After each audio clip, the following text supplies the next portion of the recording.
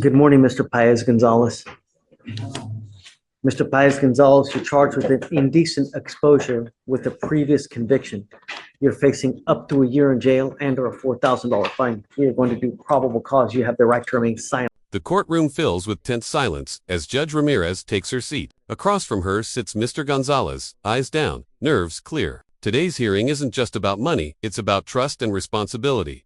The defense attorney rises, firm but composed, outlining missed payments and broken agreements. The judge listens, expression unreadable. Then, in a voice that commands the room, she says, "This court's patience is not endless." In that moment, everyone feels it. This is no ordinary hearing. It's the breaking point. Anything you say can or will be used against you. You have the right to have an attorney present. If you cannot afford one, one will be appointed to you. Okay. Officers were dispatched to an apartment complex in Harris County, Texas. The complaining witness stated that he observed the defendant naked in the apartment pool and asked him to leave. The complaining witness stated he later observed the defendant naked while sitting on a patio bench while masturbating. When officers arrived on scene, the defendant continued masturbating while in the officer's presence.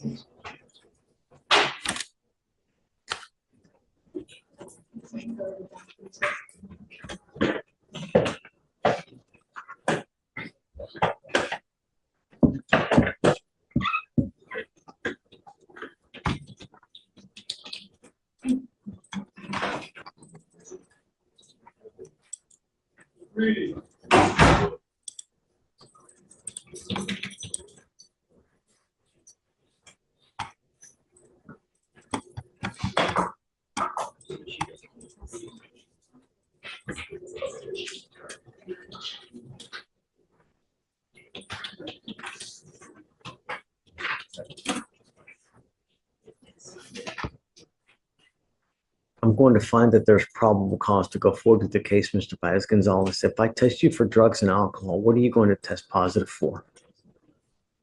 I'm sending you now for a drug and alcohol test. I want to know what, if anything, you're going to test positive for. You're to come right back. If you fail to come back, I'm going to revoke your bond, and I'm going to make it high. Do you understand?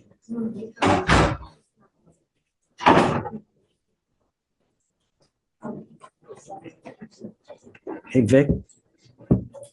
Yes. I'm sending him for a drug test. Okay. And then when he comes back, we'll appoint him someone. But you are to come right back after your drug test. Do you understand? Okay. Head on over that way. Right this way.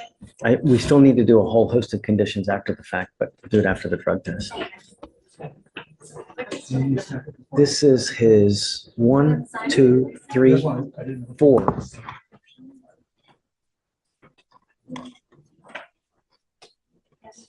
Fourth. I would be remiss to think that. Come on out. Yes, of course. Hi. Hi. Hi. How are you? I'm well, thanks for asking. Thanks for coming. I just wanted to have take my son to work day and introduce him. How are you? How old are you? Great. Have you ever been to court before? What do you think? It's a lot of fun. You know why? Because we work hard, but at the same time, we eat a bunch of candy. Do you like candy? You want some?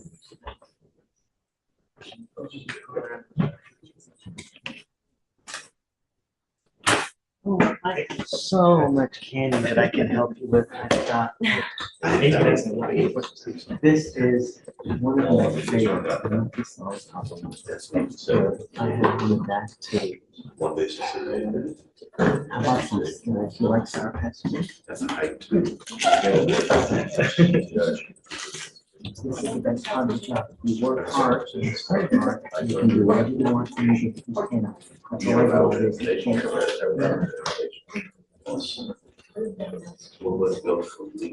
That's what it's about. You candy all day and have fun.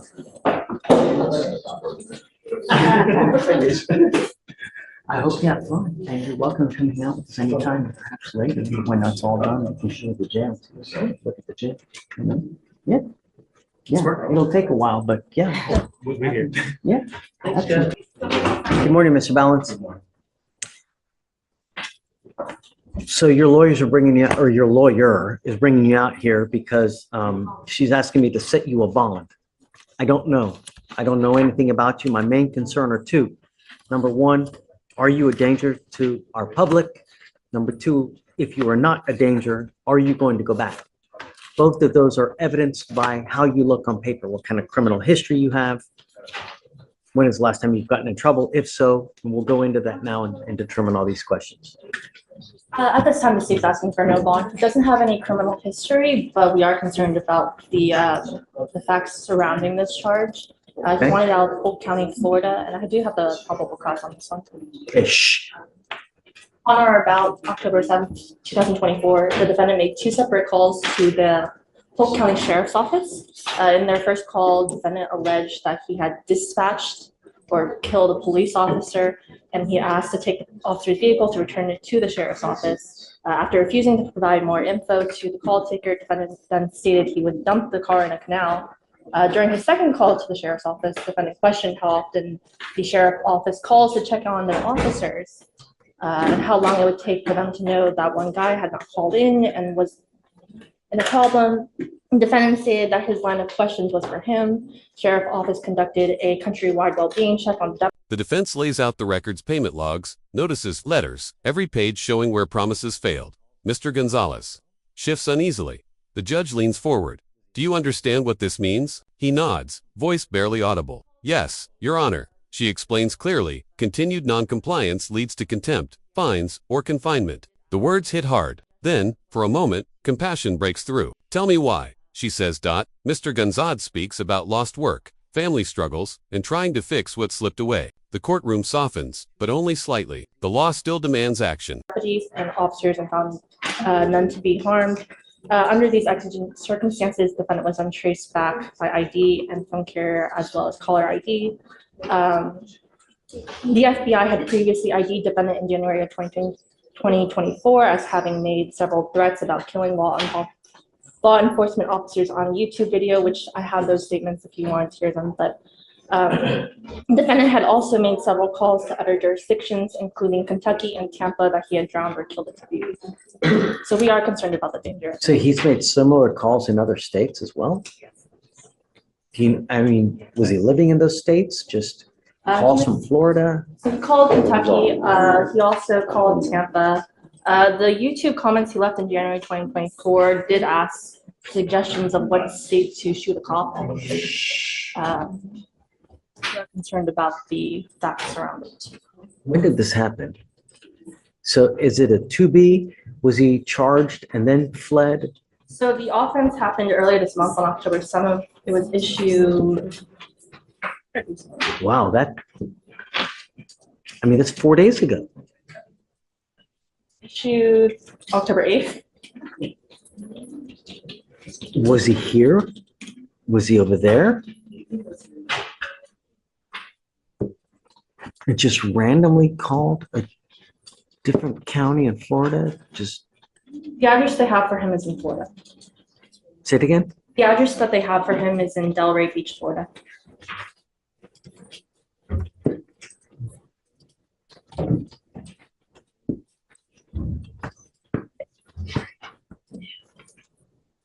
I can also call Jay if you need him, but Being what's going on in Florida now, how long is it going to even take to get them over here to get him? I mean, we'll be setting him out for 14 days, so it'd be 2 weeks. I know that you're setting him out for 2 weeks, but are they going to have the manpower to even come get him at that time?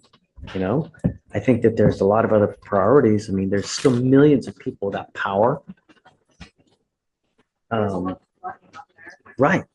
And that adds it. So I'm going to presume that they're not going to get him in 14 days. They're going to want an extension at their minimum. So I don't know, Sonia. It's just.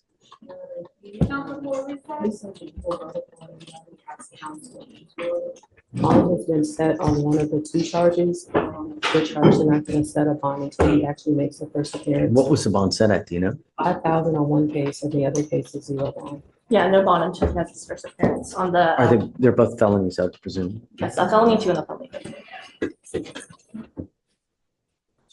Jay says the sheriff's office is open and should let us know within a day or two if they can. What do you do with yourself these days, Mr. Roy? I work for a company that hosts events. I'm a facilitator trainer. I train automotive salespeople on new products for different companies. I travel, they travel me. We set up a big event, like for Toyota, for instance. They bring out all the regional salespeople, and then we make presentations presenting the new products, have them drive the cars. May I add something or Sure. I did live in Florida. I know I had a bad night with all this stuff. I got divorced about a year ago before I moved up here. This was Don't talk about the cases. okay. I understand. They informed me, but I'm not a danger. I don't have a record. I don't have any ill will, or whatever happened was a one-off. I understand. I did acquire counsel so that I can resolve this issue. I have no intention of harming. I've asked for extensions for work and everything so that I can go down and take care of this. I will get myself down, even if it means waiting a little bit or dealing with the problems with the hurricane. I can. Do you have any weapons? No, nothing. One bedroom apartment. Yeah. Is there any way to search if someone has a weapon, a registered weapon, somehow through a database? You know, when you buy a weapon, I know it goes through the ATF, but there is not. Is there a way? There's an ATF report you can draft it, but it takes a while to get back to it. It's not like an instant thing like ALC, ICTC. you know, I want to make sure that he doesn't have any weapons. He also has conditions requested by law enforcement officers not to have, but. I know that, but I want to know, does he have any weapons at his disposal? If we let him out, he's going to go harm someone. I mean, it scares me. How long do you think we can know whether he has any registered weapons or not? Sometimes it takes weeks, Judge. It depends on the investigator, who they know at ATF that can draft a report. It's really, there's no time frame. Dave says that he can look up the firearm if you give him a second. He also says it's not a one-off and that FBI had him in January 2024. Say it again? He also says that it's not a one-off since the FBI had him in January of 2024 earlier for the YouTube comments. And Polk County had the call just earlier this month. So it's 3 different places. Well, he wanted to hear from Polk County on this one. He did have that earlier event in January 2024 for FBI. I mean, it's just scary that, you know, the good thing is that they'll be here within 2 weeks to get you. Mr. Roy, you got to understand that this really scares me. I mean, this is not a one-off.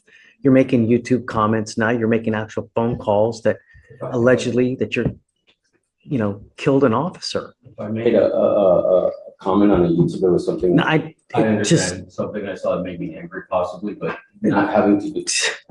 I understand. Don't. It's, if it was a one-off perhaps, but over and over. And so let me think about it. And I want to know if you have any registered weapons first off, and then, you know, well, I'll get back to you. Okay. All right. Thanks. Oh, Kennedy, that's right. Yeah. We learned, I was talking with the clerk that it was said as like a 2B. Hey, yo, I got it as a 2B. But it doesn't show up on the clerk's website at all from a public perspective. So like the only reason we knew it existed is because we came in off docket the original case. And like I still can't pull it up now unless I go through the portal. Is that something that they normally can see? I don't think that you can normally see 2Bs. Because like felony 2Bs I can usually see. Misdemeanors, I guess we just don't get them too often where. Really weird. Yeah. I don't know. Can you see 2Bs on the clerk's website? We have more access than they do. If I were to just like go look on anyone in the public, can they see the 2Bs for misdemeanors? I don't know. Yeah, it's like I can't see any of the filings in the case or anything like that, which is just, I don't know. It's interesting. Well, I'm glad that you find out. Yeah. I would have reached out to you regardless to let you know about the bond violation. So So I know with Mr. Kennedy today, he set on the assault case, there's obviously this BPO that exists. I have spoken with the state. My intention, of course, is to ask that I am able to walk him through on the BPO. I know the state will read off their summary, of course, but summarization from our perspective is this case happened. We walked him through on Friday. You said no contact. Did a walkthrough the first time, right? Correct. That was on Friday. It had been out for like 2 months and we didn't know about it. With the whole 2B thing, I was able to see that one, but not this one, So they've been separated for a while. They live at 2 different houses and have lived at 2 different houses. After this, his wife wanted to tow a car that was at his house, which is under both of their names. So she reached out to the constables. The constables drove over with her in order to try and get this done. The constable met Mr. Kennedy. He didn't want to speak to the police. Obviously, having a case going on, I get it. And so told them that they needed to leave. They checked back with her and they said, "Have you guys spoke?" And they're like, "Well, he called me the other day," which was Saturday. And the cop looked at the call log and that was it. 2B gets issued. To my knowledge, based off of what I've read on the... Did we do no contact or did we do no threatening or harassing? I don't remember. So Manny was here for that one. I want to say it was no contact. It's no contact, Judge. It was whenever I had initially spoken to him before he had come, I was under the impression it would be a MOA based off of kind of how we felt everything was going to go out. But I think it went to a full no contact in court. But from what I always ask, what the complaining witness wants. And I always want to honor what their wishes are. So if they don't want to have contact, then I'm going to do the no contact. Yeah, and we've certainly gotten conflicting messages from how we thought it would play, let's just say. Looking from him? No, from the complaining witness about her wanting to proceed. So you've been in contact with her? So when we made contact, we go like, nope, don't want anything to do with it. Then we came into court and it was... Just telling them something different. Right. So when the officer looked at the call log... The prosecutor rises, voice sharp. "This isn't the first time, Your Honor." The pattern continues. He presents documents, reminders of chances already given. Defense counters, asking for one more opportunity. But the judge has heard enough. Her voice is calm, deliberate. Intent means nothing without action. The air feels heavy. A single decision now decides his fate. Finally, she speaks. Strict repayment schedule, firm deadlines, and zero tolerance for excuses. The message is clear. This is the final chance. All I know is that he looked at a call log. And that's it. Doesn't necessarily mean that they looked at the number. I remember reading something that he's in the middle of the street. Yes, Judge. Yeah, an officer gets a report that he towed the complaining witness's vehicle. He goes to his address to search for the vehicle. He doesn't see the vehicle. 1 second. A vehicle gets towed from whose house? The complaining witness was staying with her sister. She calls officers and says that he owns a tow truck business and thinks that he towed her car. So the officer goes to his house to see if the towed car is there. He drives past once. He's standing out in the yard. He drives back. And we're talking about he's in his house now. Yes, he's at his house. The officer drives past his house. He's in front of his own house in the yard. Officer comes back down the street and he's standing in the front of the road and starts yelling at the officer. And at least from our perspective, he owns a body shop, not a truck company. And the officer had come down the street and had said, "Oh, Mr. Kennedy," and he came out to the street set. And that's when essentially there was some yelling. So the only reason for PC is the alleged phone log. Yes, Judge. How do you know he did it? The complaining witness showed the officer the call log, which showed... Right, but it's a call log, right? Did she actually speak to him? Did she say she spoke to him? How do we know it wasn't his brother that made the phone call? And also to add to that, Your Honor, I can always change my wife's phone number to say Domino's Right. Pizza. There's so many phones that can spoof, there's so many vindictive people in this world. It's unreal. So, if she tells the officer, yeah, he called me, I spoke to him, and it was in violation of the no contact order, then yeah, there's probable cause. But if we have just a phone call and we don't know just a log and nothing else? Allow me to read directly from the DIMS, Your Honor. Sure, of course. The complainant advised that the defendant had called her at approximately 1:30 hours to ask her to call the district attorney's office to drop the assault charges. He also called to tell her that he did not Okay, do that's anything what, for her. okay, now that's clicking in. So he calls her saying, hey, man, drop these charges. Yes, Judge. What was the date of that? The date was,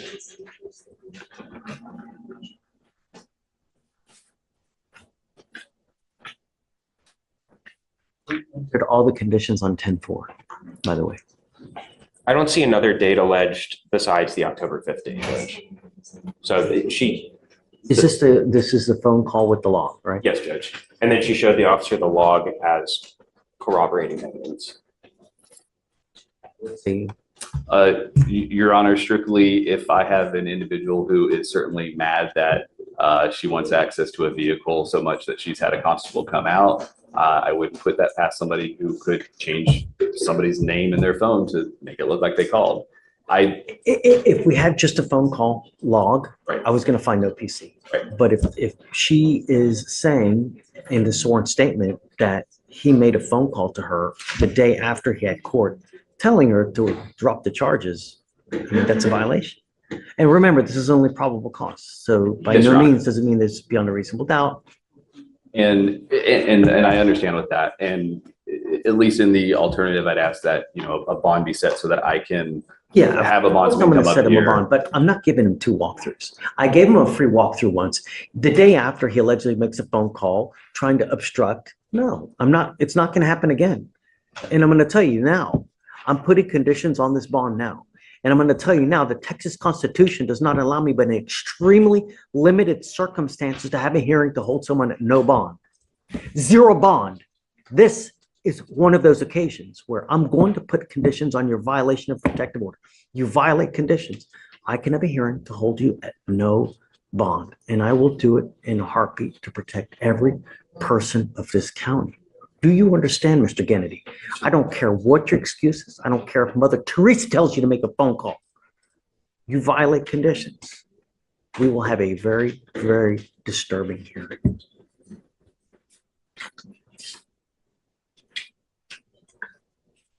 Now, I will not put an ankle monitor on at this point because all we have is a phone call, right? If we had something more overt, like he's going over there or doing something like that, then I would take further action like ankle monitors, curfews, and the like. I'm not going to do that at this point, Mr. Kennedy, but I'm going to tell you, any more issues, it's going to go really sideways real quick. Do you understand? Okay. Bond recommendation. I believe a $10,000 surety bond, Your Honor, will be sufficient based on the fact that a single day after he received conditions to not contact the complaining witness in an assault family member case, he did so in an attempt to get her to drop charges and obstruct justice. Your Honor, I believe that used to be the bail schedule for a second-degree felony. I would ask that bond be set at 1,000, given the nature that this is simply a phone call. Mr. Kennedy and I will, of course, be in very tight communication about him staying in line with his bond conditions. I will personally make sure that I check in with him weekly to make sure that he is not making contact. But I think setting an oppressive bond in an instance like this would be inappropriate, as he's still accused. Split the puppy. Okay. I'd do it at 5. Thank you, Judge. So, but you got to understand, I am now also going to revoke your bond on the assault case, and I'm also going to make that 5,000 as well. So now both will be at 5,001. You now know what's expected of you. We don't mean business. I'm going to take you into custody now so that you know that we mean business. And the next time you do anything, we will have a hearing to hold you at no bond. Do you understand, Mr. Kennedy? So hopefully this is enough of a wake-up call for you to realize that we mean business. So do you mind filing conditions on the VPO so that way if he files, Yes, Judge. say no contact, no weapons, anything else? No contact, no weapons. I believe the MOAB, would you like them to mirror the MOAB so there's also the residency restriction? I know that complaining witness is currently staying with her sister. Does she want the residency restriction? I'll ask her before I put it on. Ask. And if she does, then I will, because I'm going to do what she wants. But if she's okay with not, then And we get a sister's residence you'd be asking for. Yeah. okay, guys. So we're going to take him in now. Well, I'm going to set the bond now. So I'm sure you have a bonding company now. Yeah. I'm sure you'll make it within the next 5 to 8 hours anyway. So it's not like he's going to be there forever. But just please impress on him that next time it's okay. Thank you, So Judge. don't send him down there, please, guys. Guys, thanks. Oh, may we otherwise see excuse? Oh, yeah. You know what? I'm going to do a new MOA on APO? Okay. APO. Okay. We have to do a raisins first. We're going backwards.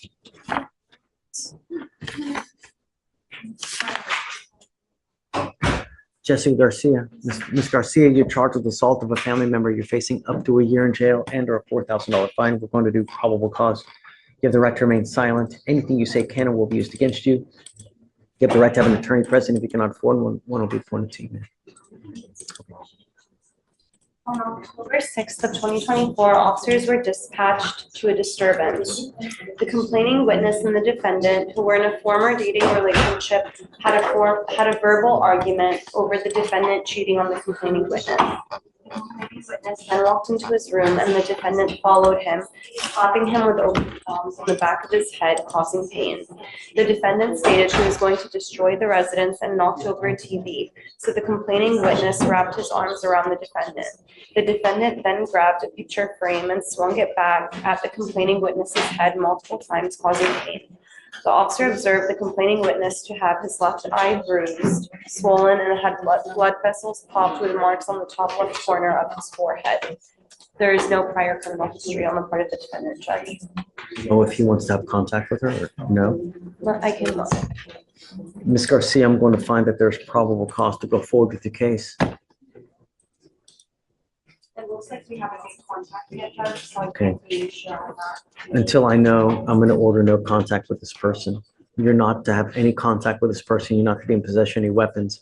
A protective order was issued in this case. I suggest you get to know it because if you violate the protective order, the state can and will file additional charges against you. And those are about the worst misdemeanor charges you can pick up. What do you do? How old are you, ma'am? 28. For a living? I'm a Spanish interpreter. Okay. And what kind of money do you make a month? About 800-900 a month. That's it?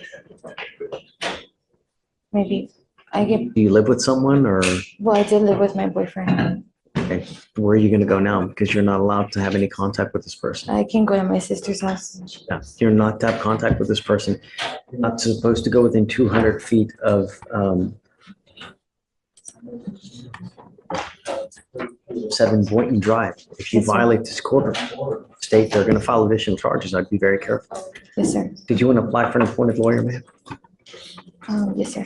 Okay, I already have an application, guys. So what I'm gonna do now is I'm gonna have you go to Victoria Center, resit. I'll have you take your seat in the jury box while we get your bond conditions ready. Do not leave until you sign the bond conditions. And then I'll have you sign, or I'll have you talk to a lawyer today. Okay. Okay? Jones, Caleb, page 14.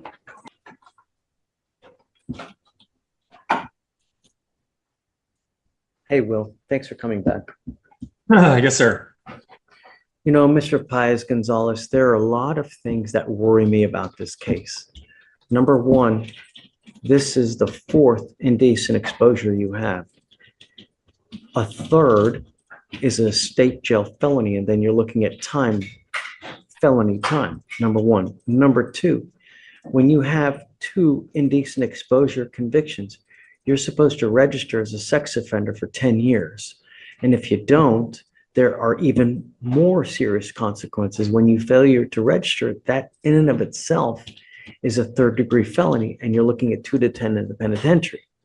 So be careful, sir. You could be really looking at further charges if you're not doing what you're supposed to be doing. You need to inquire into this. I'm going to give you a lawyer today. These are things that you need to ask your lawyer to straighten these out, because if not, you could be facing potentially more charges. Do you understand?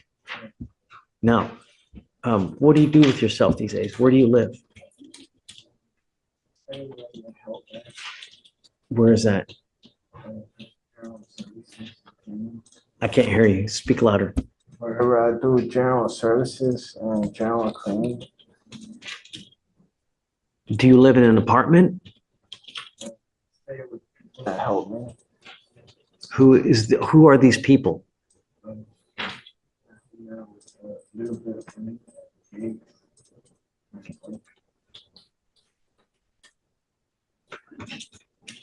Well, he was allegedly here masturbating in a pool.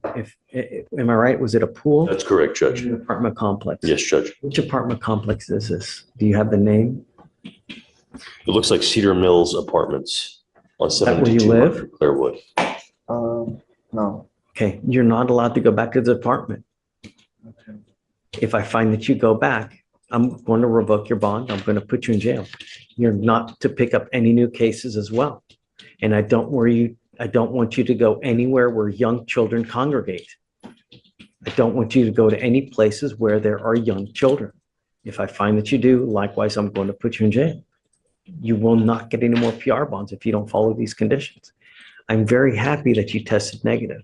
That makes me really happy. So good job on that. Okay. But let me ask you this. Are you supposed to be taking any medication as well? Every day at 4. Okay. You said you take an antiviral? Do you take any other medication, like any psychotropic that a doctor's prescribed to you? Okay. I want you to continue to take it. When you take the medicine that's prescribed to you, good things happen. A lot of people say, "Oh, I feel great. You know, I don't need this medication anymore." And then they stop taking it and then bad things start happening. We don't want that to happen. So continue to take the medication. Go back to the house that you live and don't get into any trouble. Do you have any questions? Do you have a cell phone? How is your lawyer going to be able to get a hold of you? I have an email account. How often do you check this email account? Wonderful. So what I'm going to do is I'm going to have you write it down for me. Deputy, do you mind? Yes, sir. Deputy Young is going to get your email address. I'm going to give it to your lawyer. And then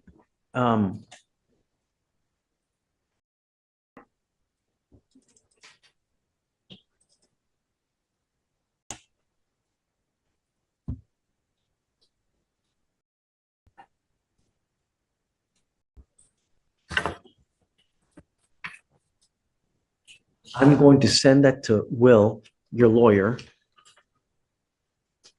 He's going to email you now a phone number. When you get back to the house, do you have access to a phone? Okay, I'd like you to call him because you guys need to talk about this case. Once you do that, then I'm happy. I know that you're talking to him. You also must remain in communication with him. If Will tells me that you're not responding to the emails or phone calls or whatnot, and he can't find you, then I'm going to issue a warrant. Stay out of trouble. Don't pick up any new cases and stay in contact.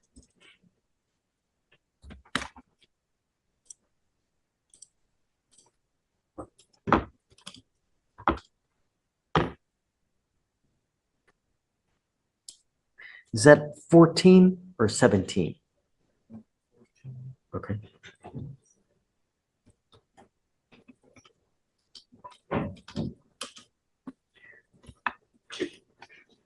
The reset that we give you now will also have your lawyer's phone number on it. We will circle it for you so you know which number to call for him. If you ever have any problems, if you ever have any questions, you can always come back here and we can always help you out as well. Do you have any questions? Okay, Mr. Baez, stay out of trouble and good luck. Okay? All right. Don't leave because we need you to sign the conditions, and after that, you'll be free to go. So, Michael, do you mind filing those? Already done, Judge. Okay, great. Judge, so that states on. States, yeah. The gavel strikes. Mr. Gonzalez, the judge says, this order is your last opportunity to make things right. Fail again, and I will hold you in contempt. The courtroom falls silent. Files close. chairs scrape, and the moment lingers, the thin line between mercy and consequence. If you found this hearing powerful, hit like, share your thoughts, and subscribe for more real courtroom moments where truth meets justice and every gavel tells a story.